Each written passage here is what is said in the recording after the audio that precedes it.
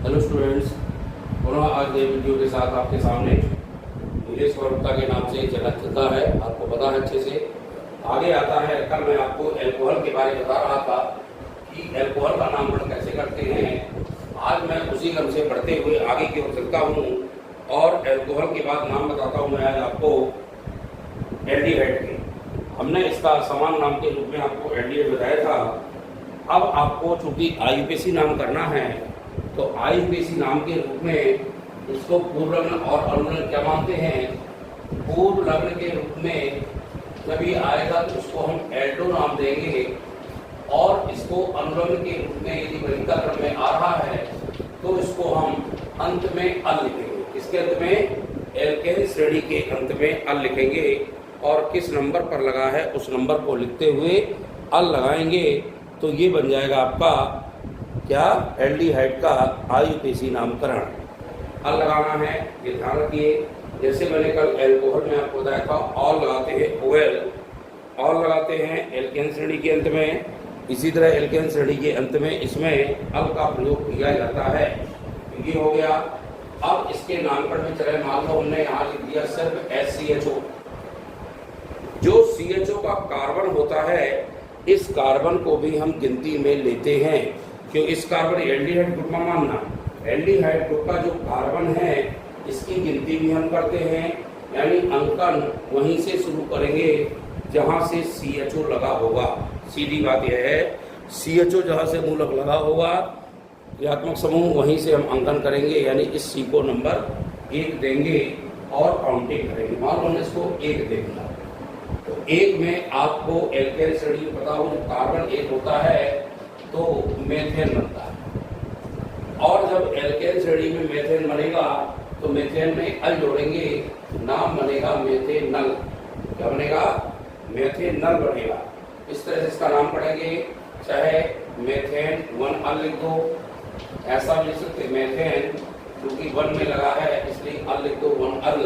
लेकिन 1 लिखें या न लिखें माना ही जाता है तो मेथेनल भी लिख सकते हैं और मेथेन 1 अल भी लिख सकते हैं। इस तरह से कोई भी आ जाए। आगे की ओर चले, हमने यहाँ CH3 CHO लिखा, छोटा उदाहरण हो गया आपको। इसमें काउंटिंग करेंगे 1 2। यहाँ से क्यों किया? यहाँ से इसलिए किया क्योंकि CHO ग्रुप यहाँ से लगा है और CHO ग्रुप का C माना जाएगा कार्बन के रूप में। इसमें लगाएंगे एथेन और एथेन में लगेगा अल, नाम बनेगा एथेनल, या फिर लिखेंगे एथेन 1 अल। 1 में डैश लगेगा, 1 में अल लिखो, चाहे सीधे सीधे एथेनल लिखो। ये आपका आईयूपीएसी नाम तैयार हो जाएगा।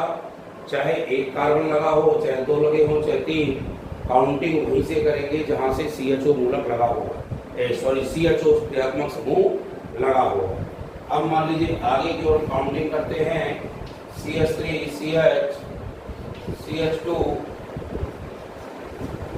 यहाँ CH3 CHO। अब हमने ये देखा हमें काउंटिंग वहीं से करना है जहाँ से एल्डिहाइड कार्बन का सबसे पास में आ रहा है। एल्डिहाइड का कार्बन यहाँ से उसको नंबर 1 देंगे, 1 2 3 4 यहाँ दे दो, चाहे यहाँ दे दो, उसमें कोई दिक्कत नहीं है। इसको हमने कहा था डिब्बे में बंद करना पड़ता है ताकि हमारे क्रियात्मक समूह हमको अलग दिखने लगे। अब इसमें आपको क्रियात्मक समूह दिखने लगा होगा। किस नंबर पर लगा है? यह क्रियात्मक समूह लगा है 3 नंबर, ये 3 है। तो क्या लिखेंगे? 3 में तो लिखेंगे मेथेन, लेकिन 3 के बाद बताया था कामा जरूर लगाएंगे। 3 के बाद डैश लगाएंगे, फिर अंक के बाद यदि हम मूलक का नाम लिखते हैं तो डैश का प्रयोग करते हैं। फिर 3 मेथेन आएगा। 4 में ब्यूटेन बनता है, ये आपको पता है। तो ब्यूटेन और 1 में लगा है अल, तो ब्यूटेन 1 अल। ब्यूटेन में लगाएंगे 1 अल लगाएंगे तो ये आपका नामकरण इसका हो जाएगा। यानी नामकरण करने का सीधा सीधा सिद्धांत ये है हमारा कि जहाँ से एल्डिहाइड मूलक पास में लगा होगा काउंटिंग हम वहीं से प्रारंभ करेंगे और जब काउंटिंग वहाँ से प्रारंभ करेंगे तो चूंकि 1 नंबर पर ही होगा इसलिए 1 के साथ अल लगाएंगे क्योंकि CHO ग्रुप में अल का प्रयोग किया जाता है, यानी जब इसका आईपीसी नाम लिखेंगे तो अल ही लगाया जाता है। आगे लिखते हैं, जैसे हमने कहा CH3 CH CHO CH2 CH CH3 CH2 या CH, यहाँ लिखे CH2 CH3 और यहाँ पर देखा 1 2 3 है, यहाँ पर भी CH2 होगा, 2 3 1 4। अब इसकी हमें काउंटिंग करना प्रारंभ करना है, तो काउंटिंग कहाँ से करेंगे? जहाँ से एल्डिहाइड ग्रुप लगा है। एल्डिहाइड ग्रुप कहाँ पे लगा है? नीचे लगा है, तो हम नीचे से ही काउंटिंग करेंगे, लेकिन लंबी से लंबी श्रृंखला को ध्यान में रखेंगे, वो श्रृंखला नहीं भूलना है। इसको किया 1 2 3 4, यहाँ 5, यहाँ 6, यहाँ 7 श्रृंखला सबसे लंबी आ रही है, तो हमें इस श्रृंखला को ही लेना पड़ेगा। ये देखिए, ये हमारी श्रृंखला बन गई, तो मूलक हमारे अलग दिखने लगे। कौन कौन नंबर पे? 1 तो लगा, 2 नंबर पे, 1 लगा, 4 नंबर पे लगा है ना, 2 में लगा है इस तरफ और 4 में लगा यहाँ, तो 2 4 लिखेंगे, डैश लगाएंगे, यानी 2 अंक या 3 अंक हों तो हर अंक के बाद कामा जरूर लगता है, और कामा के बाद डैश लगाया जाएगा जब अंक के बाद मूलक लिखना है। क्योंकि मैथिल मूलक 2 लगे हैं, जब एक समान दोनों मूलक होते हैं उसके पहले क्या लगाते हैं? हम डाई लगाते हैं, और डाई में क्या लगाएंगे? यहाँ पे मैथिल, तो आएगा 2 4 डाई मैथिल, 2 मैथिल लगे हैं, चूंकि दोनों मैथिल लिख दिया। और इसके बाद चूंकि 7 तक गया है, तो 7 में लिखेंगे, 7 में क्या बनता है स्टूडेंट? हेप्टेन। क्या बनता है? हेप्टेन। हेप्टेन बनेगा, और अल को देखे कहाँ पर लगा है? 1 में, 1 हेप्टेन लिख दो, अच्छा हेप्टेन के बाद 1 अल लिख दो।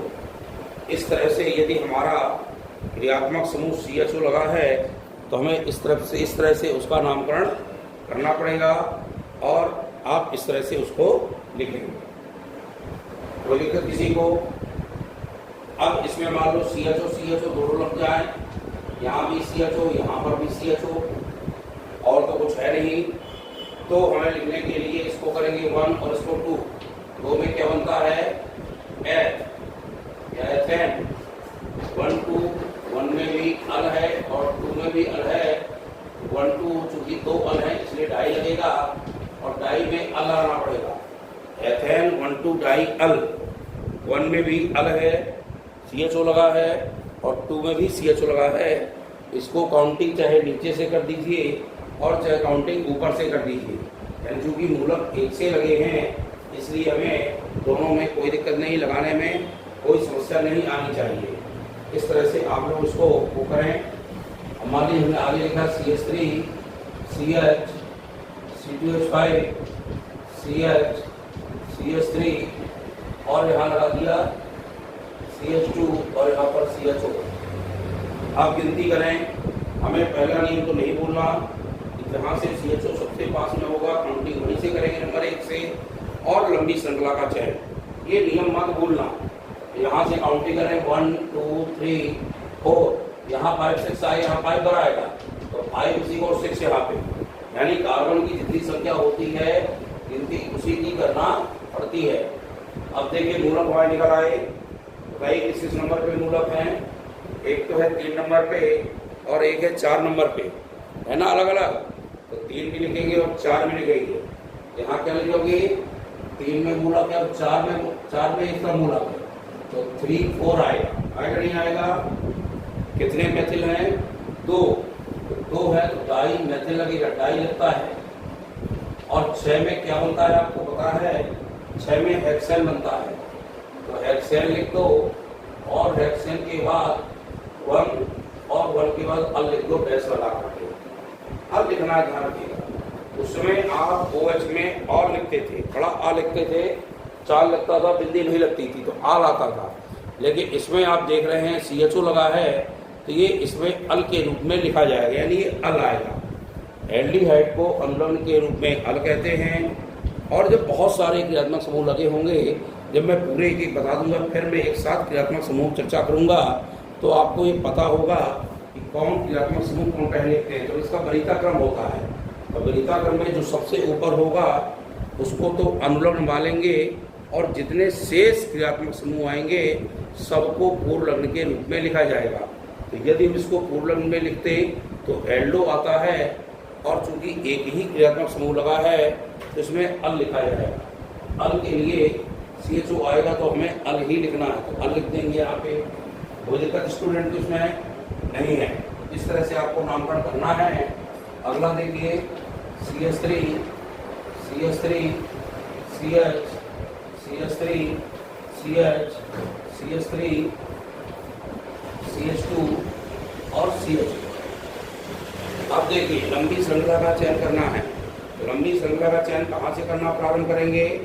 अभी तक तो आप पढ़ रहे, जब एल्केन श्रेणी पढ़ते थे तो देखते थे जहाँ से मूलक पास में होता है, लेकिन इसमें तो हम उसी को नंबर 1 देंगे जहाँ से हमारा क्रियात्मक समूह सबसे नजदीक होगा। अंतर यहीं से शुरू करेंगे 1 2 3 4 5 6, इसको दे दो, 6 को दे दो। लंबी श्रृंखला हमारी यही जा रही है, इसके अलावा कोई लंबी श्रृंखला नहीं जा रही। अब देखिए मूलक हमारा निकला है अलग से। कौन कौन नंबर पे निकले? 3 नंबर पे, 4 नंबर पे और 5 नंबर पे। ये 4 है, ये 3 है, ये 5 है। तो क्या लगेंगे? 3 4 5, और चूंकि 3 मेथड लगे हैं इसलिए हमें ट्राई मेथड लिखना पड़ेगा। 3 4 5 ट्राई मेथड। चूंकि 6 तक है ये श्रृंखला, तो 6 में हेक्सेन बनता है, अभी को बताया था, और 1 में अल लगा है तो हेक्सेन 1 अल आएगा। इस तरह से हमें इसका नामकरण करना पड़ेगा। इस तरह से हम नामकरण करेंगे तो कहीं पर भी एक एक नामकरण जब सीखते जाएंगे। कल आपको मैंने सिखाया था एल्कोहल का, आज मैं आपको बता रहा हूँ एल्डिहाइड का। इस तरह से क्रम से जब एक एक आप सीखते जाएंगे तो आपको किसी प्रकार की दिक्कत नहीं होगी और आसानी से आप नामकरण सीख लेंगे। फिर जब ये पूरे सीख जाएंगे तब मैं एग्जाई आपको बताऊंगा कि किस तरह से लंबी श्रृंखला आती है, तो कौन कौन मूलक पहले लगाए जाते हैं। एक आध मैं आपको और बताऊंगा। मान लो हमारा यहाँ आ गया, ऐसे लिख दिया और ये लिख दिया, इस तरह से भी नामकरण आते हैं। तो ये ध्यान रखिए, इसका हमने लिखा यहाँ तो CH3 माना जाएगा, यहाँ CH2, यहाँ CH2 और यहाँ पर भी CH3, क्योंकि हमें कार्बन की गिनती देखना है। कार्बन की गिनती पूरी करने के लिए ऐसे भी आते हैं, ये लिखकर नहीं आएंगे, ये नहीं लिखा होगा कहीं पर, सिर्फ इसमें ये लिखा होगा ऐसा और ऐसा लगा होगा बस। तो 1 2 3 4 इसको गिना जाएगा। कितना गिना जाएगा? 4।